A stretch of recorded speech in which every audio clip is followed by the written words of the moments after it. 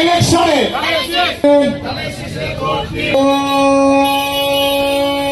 বলো ক্যারিগুজে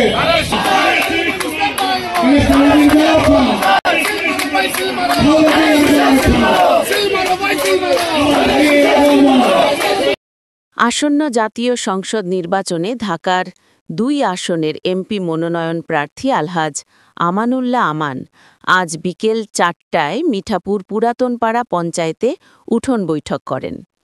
প্রধান অতিথি আমানুল্লাহ আমান সাবেক সংসদ সদস্য ও প্রতিমন্ত্রী। বিশেষ অতিথি ব্যারিস্টার ইরফান ইবনে আমান অমি, সাংগঠনিক সম্পাদক, ঢাকা জেলা বিএনপি। সভাপতিত্ব করেন জানে আলম খান, অতিরিক্ত পুলিশ সুপার অবসরপ্রাপ্ত, সভাপতি মিঠাপুর পুরাতনপাড়া মসজিদ কমিটি। সঞ্চালনায় ছিলেন আশরাফুল আলম খান জুয়েল, সাবেক সভাপতি, ছাত্রদল, জাহাঙ্গীরনগর বিশ্ববিদ্যালয়। আর উপস্থিত ছিলেন বিএনপির অঙ্গ সংগঠনের সকল নেতৃবৃন্দরা।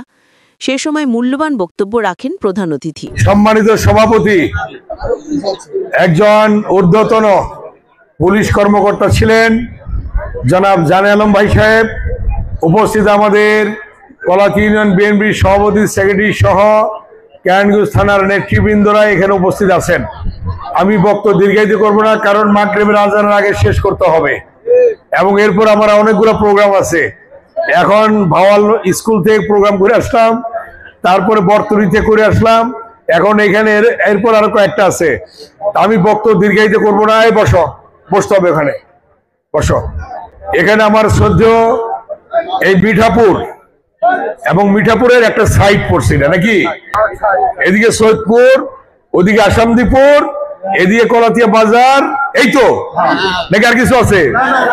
কারণ আমার তো চিনা পরিচিত, আমি আপনাদেরই সন্তান, আপনাদেরই এই জায়গায় বড় হয়েছি আসা যাওয়ার মধ্য দিয়ে।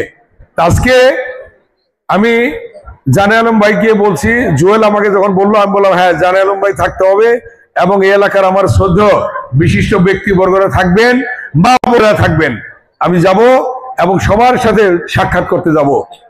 ইতিপূর্বে আমাকে আপনারা 4 বার এমপি বানাইছেন। 4 বার এমপি বানানোর পরে আপনাদের লাভ হয়েছে না লোকসান হয়েছে?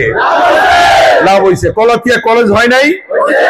আচ্ছা, এই এলাকায় গ্যাস আসে নাই? এই এলাকায় টেলিফোন মন্ত্রী নাই না, টেলিফোন দেয়নি আমরা, টেলিফোন এক্সচেঞ্জ হয়েছে এখানে এবং মডার্ন টেলিফোন এক্সচেঞ্জ হয়েছে। তারপরে কলাতিয়া বাজার উন্নয়ন হয় নাই? হয়েছে। এইবার কলাতিয়া আমরা যখন ক্ষমতায় ছিলাম তখন কলাতিয়া বাজার ট্যাক্স ফ্রি ছিল, মানে খাজনা ফ্রি, খাজনা ছিল না।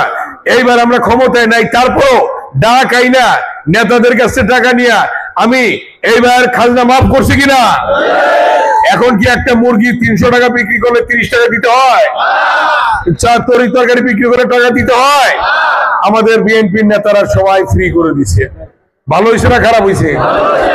2-1 জনের জন্য অসুবিধা হতে পারে, কিন্তু সবার জন্য ভালো হয়েছে। হাজার হাজার মানুষ, হাজার হাজার মানুষের জন্য ভালো হয়েছে। আচ্ছা, এই যে জিনিসগুলা আমি চাই হাজার হাজার মানুষের সুবিধা, 1-2 জনের সুবিধা চাই না, আমার সুবিধা আমি চাই না।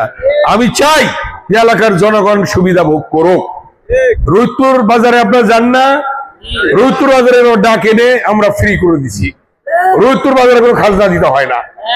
এই ফ্রি করাতে আপনাদের ভালো হয়েছে না খারাপ হয়েছে? আগে খাজনা দিলে জিনিসটা বাড়তো, এখন খাজনা না নেওয়াতে জিনিসের দাম বাড়াইতে পারবে না, কিন্তু সহনশীল অবস্থায় রাখবে। ঠিক কিনা? প্রত্যেকটা জিনিস হ্যাঁ দামটা সহনশীল যেন থাকে, কারণ এখন তো খাজনা দিতে হয় না। 5 টাকা কম বিক্রি করার অসুবিধা কি, তাই না? খাজনা দিতে হয় না এখন। এটা দয়া করে আপনারা দেখবেন। আর যেটা বললো আমার ছোট ভাই জুয়েল, সে জাহাঙ্গীরনগর বিশ্ববিদ্যালয়ের এক সময় ছাত্র নেতা ছিল, কেন্দ্রীয় ছাত্র নেতা ছিল। সে যেটা বলেছে, এই রাস্তাটার লাইট থাকে না, আমরা যত দ্রুত সম্ভব সোলারের ব্যবস্থা করে দেবো ইনশাল্লাহ। সোলার লাইটের ব্যবস্থা করে দেবো। আমি এটা নিয়ে গেলাম নোট, এর মধ্যে যদি পারবো, আর না পারলে আল্লাহ ক্ষমতা আনলে তখন করে দেবো। ঠিক আছে? ঠিক আছে কিনা? এখন এই যে আপনারা যান ঢাকাতে, এখান থেকে কিন্তু অনেক অফিসে যায় ঢাকায়, ঠিক কিনা? অফিসে কিভাবে যান আপনারা? যদি মোহাম্মদপুর ওয়াশপুর বসিলা ব্রিজ না হইতো, মোহাম্মদপুর যাইতে পারতেন? ওয়াশপুর বসিলা ব্রিজ করছি। কোর্টে, পুরনো টাউনে সচিবালয়ে যাওয়ার জন্য জিঞ্জিরা বাবুবাজার ব্রিজ আমরা করি নাই? উত্তরবঙ্গে যাইতে হেমায়তপুরের ইটাপাড়া ব্রিজ আমরা করি নাই? আচ্ছা, এদিকে এখান থেকে এই হযরতপুর থেকে রোহিতপুর দিয়ে বোর্ডিং হয়ে আপনার সে ঢাকা মহারোডে যান না আপনারা? অনেকগুলি ব্রিজ করা হয়েছে। 91-এ যখন আমি ইলেকশন করতে আসি 91 সালে এই মিঠাপুর ব্রিজ ছিল, কাঠের ভাঙ্গা পুল ছিল, এই ব্রিজ করছি আমরা।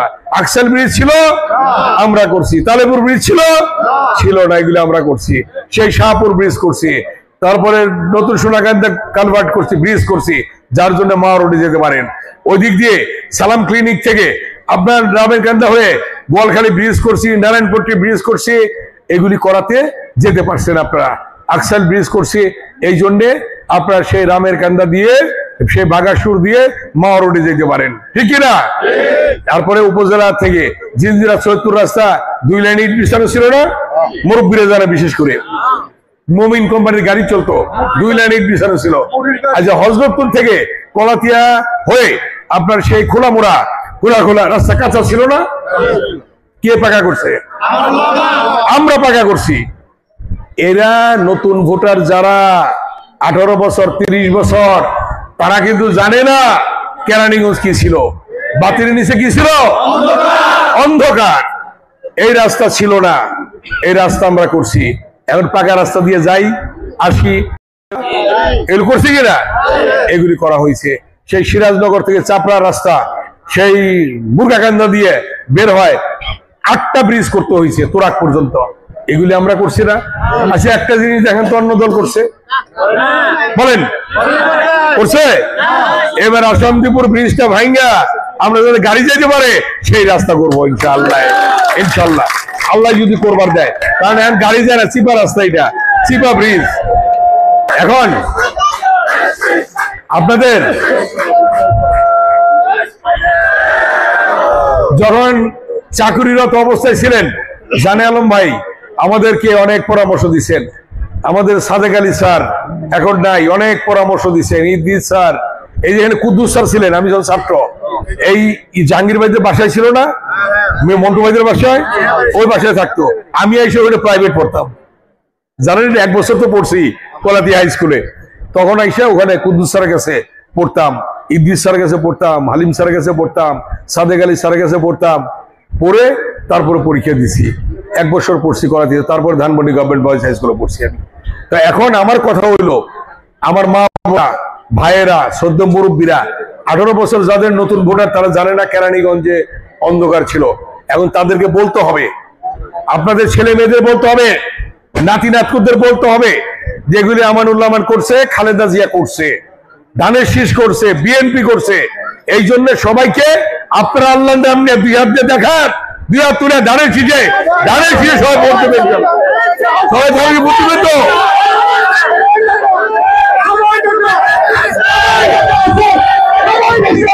ইনশাআল্লাহ।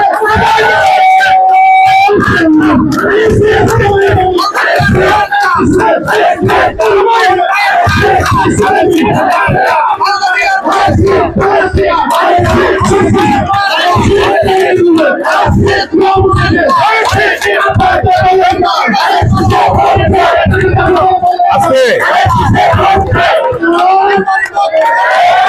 আপনারা জানেন এই যে আপনারা যে ভোট দেন, ভোট সেন্টার কি সৈয়দপুর স্কুল না নাকি? সৈয়দপুর স্কুল, আবার হাই স্কুল আছে ওই সাইডে, তারপর নাজিরপুর আছে, তাই না? এই সৈয়দপুর স্কুলটা প্রথম বিল্ডিংটা কে করছে বলেন? আমরা করছি, ঠিক কিনা? আমরাই বিল্ডিং করছি। তারপরে এই বিল্ডিং করার পরে আমরা এবার পরিকল্পনা নিচ্ছি, আল্লাহ যদি করে আরেকটা বিল্ডিং করবো ইনশাআল্লাহ, ইনশাআল্লাহ। এবং আমরা মাঠটা পরিষ্কার করতে চাই, কি বলেন আপনারা? মাঠের অবস্থা খুব খারাপ, খেলাধুলা হয় মাঠে? খেলাধুলা হয় না, মাঠটা আমাদের পরিষ্কার করতে হবে।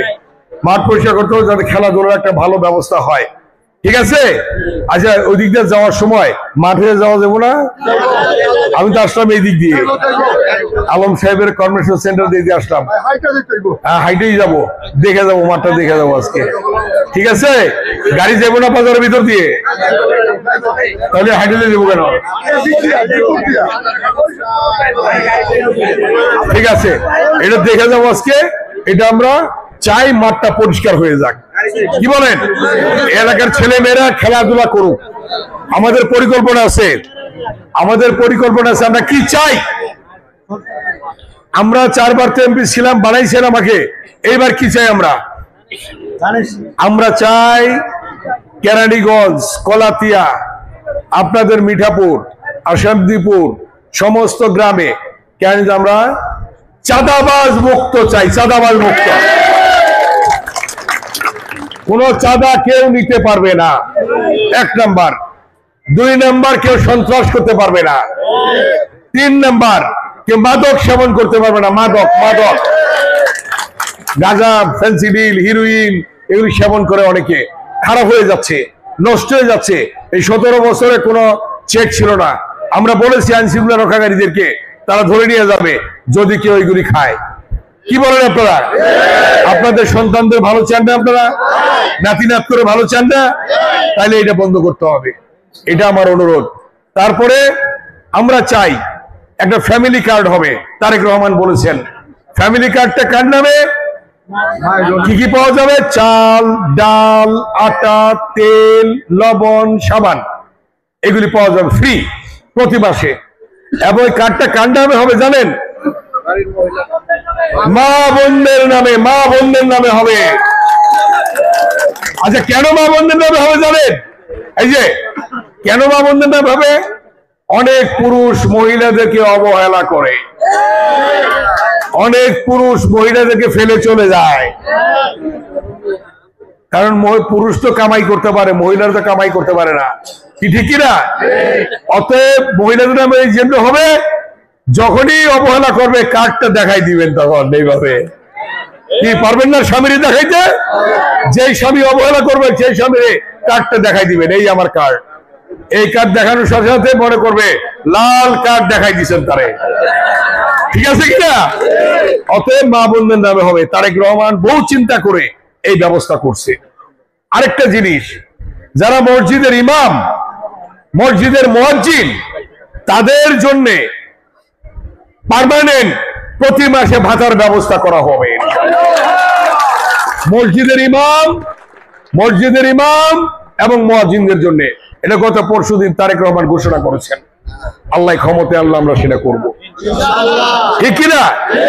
আচ্ছা, মুক্তিযোদ্ধাদের জন্য মুক্তিযুদ্ধ মন্ত্রণালয় কে করছে? ওই যে আশরাফ ভাই আছে এখানে, এই যে ভাই আছে, ঠিক কিনা? বিএনপি করছে মুক্তিযুদ্ধ বিষয়ক মন্ত্রণালয়।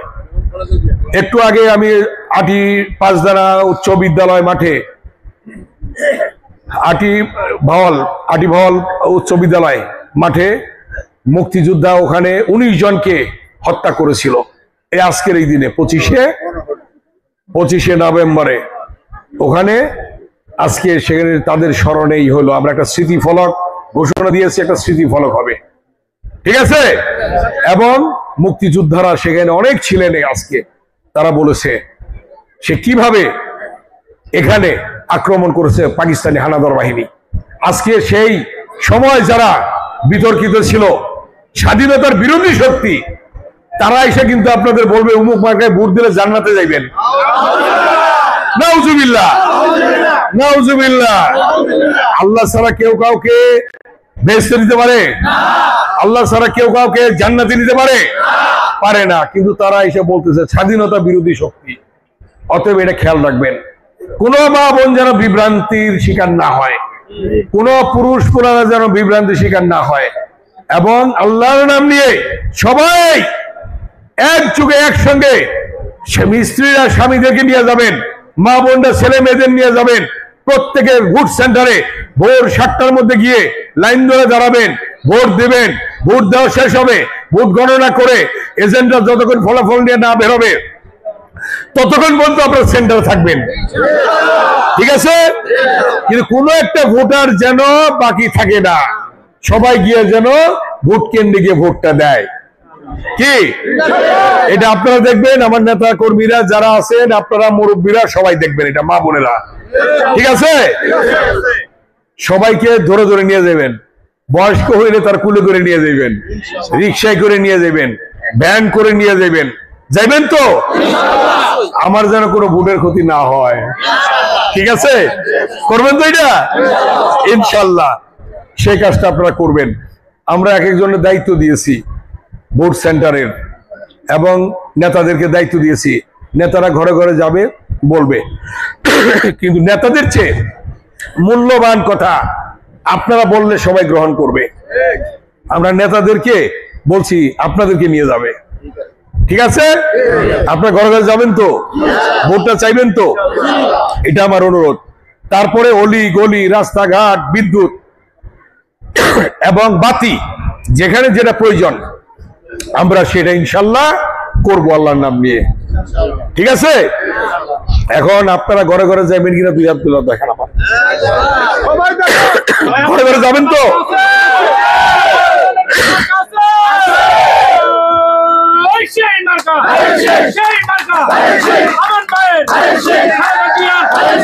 আপনাদের কাছে অনুরোধ, এই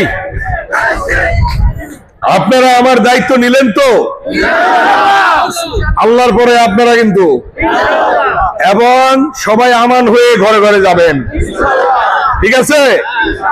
আর মা বোনেরা আমাদের ভাই হয়ে, মা বোন হয়ে যাবেন আপনারা, ঠিক আছে? এই অনুরোধ রেখে আমি শেষ করবো। এখন জানে আলম ভাই বক্তব্য দিবে, আর আমাদের নেতারাকে বক্তব্য দিল না, আজান পড়ে যাবে, সন্ধ্যা হয়ে যাবে, এই জন্য, ঠিক আছে? আমার আসতে হবে এখানে। ওকে, ধন্যবাদ। আসসালামু আলাইকুম। ইনশাল্লাহ দেখা হবে, আবার কাজ করার সময় দেখা হবে। আসসালামু আলাইকুম।